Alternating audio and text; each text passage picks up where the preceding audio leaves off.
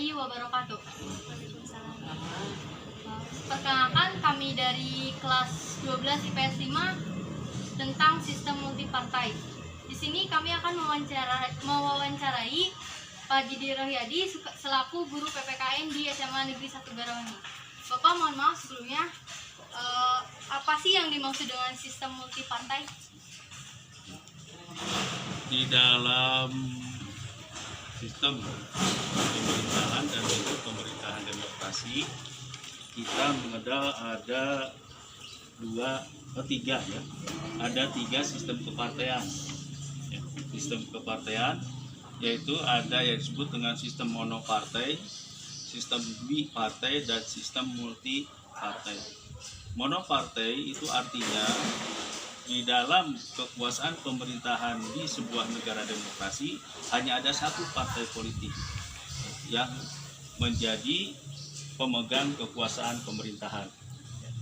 Kalau di dalam sistem bipartai itu ada dua partai politik yang memegang kekuasaan pemerintahan.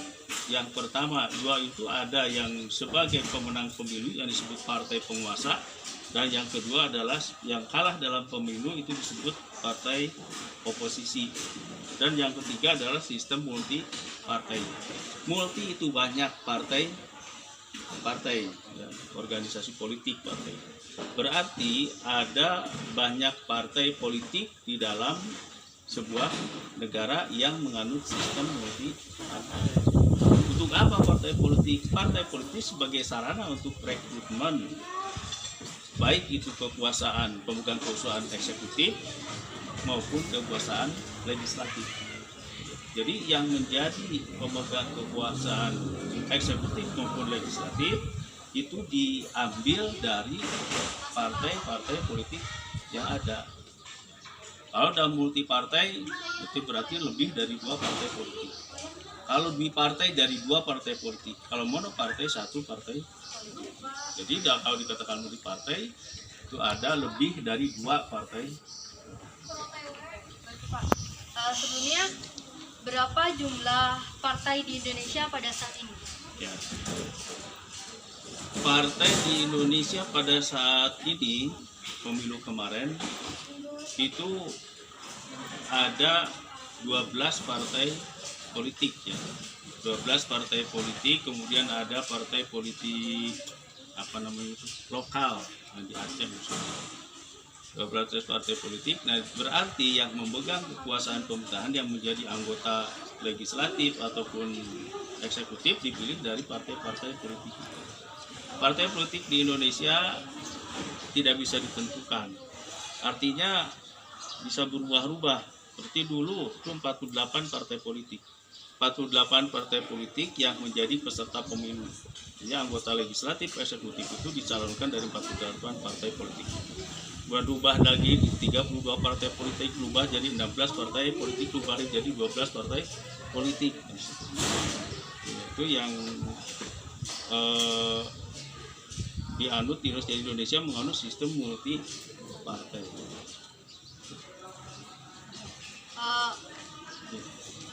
Apa dampak dari sistem multipartai?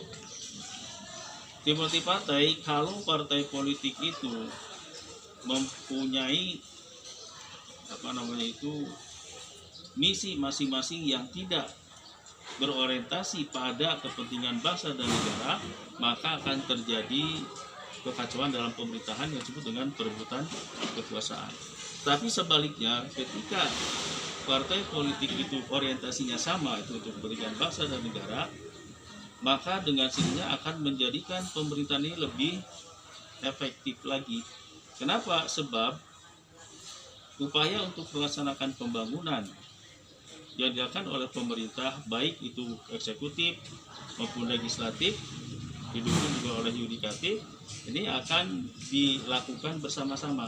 Artinya semua partai politik itu akan mendukung program-program yang ditetapkan oleh pemerintah, yang dilaksanakan oleh pemerintah untuk mewujudkan tujuan negara.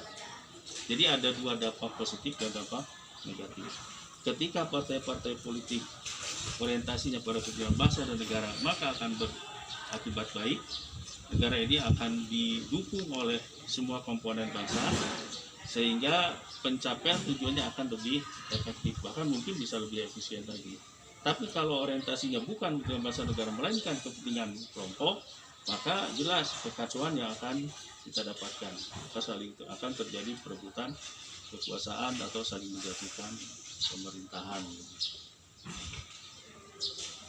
Selanjutnya, bagaimana tanggapan Bapak terhadap sistem multipartai? Dengan sistem multipartai, saya lebih cenderung kepada sistem multipartai ini. Artinya pendapat saya lebih baik multipartai, tetapi multipartai yang tidak terbatas, ya, yang tidak terlalu luas. Seperti sekarang, misalnya, partai politik kita banyak, ada 12, ada bahkan mungkin 15 dengan partai yang lokal di Aceh. Nah, ini bisa menyebabkan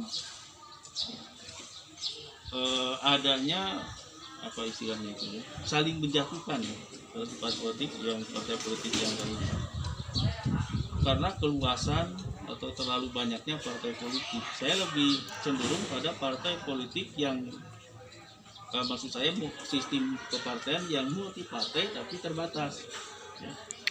Multipartai terbatas misalnya seperti zaman Orde Baru, itu hanya ada 3.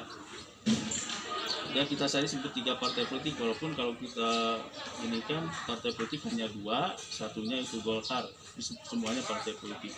Jadi kalau pada masa Orde Baru dulu ada 3 partai politik. Sekarang kan sampai belasan, apalagi pada tahun 99 itu sampai 48 parpol. Saya kira akan lebih mudah rakyat dalam ataupun apa istilahnya partai-partai politik itu dalam mengelola negara ini akan lebih mudah, karena terkonsentrasi kekuatannya pada 3 kelompok tadi. Ada partai agama, ada partai nasionalis, ada partai sekuler, nasionalis sekuler. Jadi saya lebih cenderung kepada sistem multipartai, atau lebih baik multipartai, tapi jangan terlalu luas multipartai yang dibatasi, artinya jangan terlalu banyak partai politiknya. Idealnya ya 3 cukup lah. Oke, Pak, untuk yang terakhir, apa sih kaitannya sistem multipartai dengan presidensial? Ya.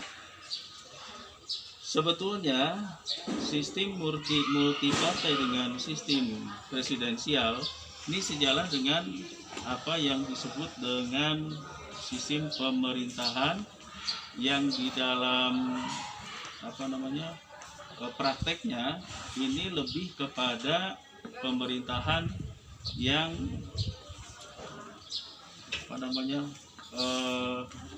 berfokus atau terfokus pada partai-partai politik tersebut.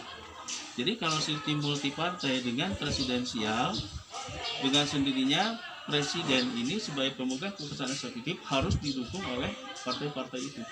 Jadi jangan sampai ada istilahnya itu ketidakseimbangan seperti sekarang misalnya. Sekarang di kita itu antara yang mendukung presiden yang sedang berkuasa dengan yang tidak seimbang. Lebih banyak yang mendukung partai politik yang mendukung presiden yang sedang berkuasa. Akibatnya apa? Akibatnya ada partai politik yang tidak sejalan, itu akan menjadi satu kekuatan hambatan bagi pemerintah dalam menjalankan kekuasaannya. Seorang presiden dalam sistem multipartai kalau didukung oleh banyak partai politik atau mayoritas, maka dia akan lebih efektif dalam menjalankannya. Tapi sebaliknya, kalau yang partai mayoritas yang ada yang mendukungnya, nah ini akan menjadi timpang, ketidakseimbangan. Jadi sebetulnya sistem presidensial itu tidak hanya dalam sistem partai atau monopartai, dalam multipartai juga bisa dengan catatan itu tadi. Jadi tidak ada syarat presidensial harus multipartai. Jadi kalau yang monopartai itu sudah pasti, karena yang monopartai hanya ada satu partai politik. Baik, terima kasih Bapak. Sebelumnya mohon maaf mengganggu waktunya. Mungkin cukup sekian dari kami, kurang lebihnya mohon maaf. Wassalamualaikum warahmatullahi wabarakatuh.